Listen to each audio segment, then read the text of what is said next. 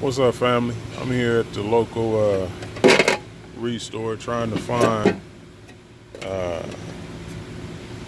that would work right there, a knob to go on that project, the curtain rods. And I did see this right here.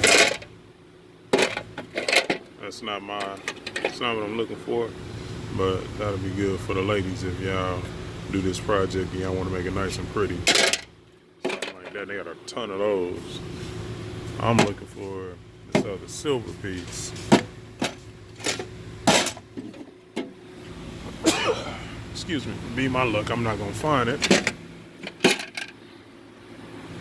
But if I can't find it, I'm not going with one. But if I can find it, see, something like that wouldn't be bad either if I could find a couple of those.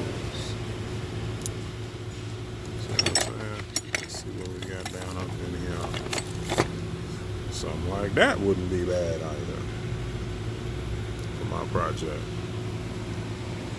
So we just wanted to shoot a quick video, let you know that you might be able to check your local restore place and see what you can find in terms of how to beautify your projects a little bit more and all of that. So just wanted to give a quick video. All right, later.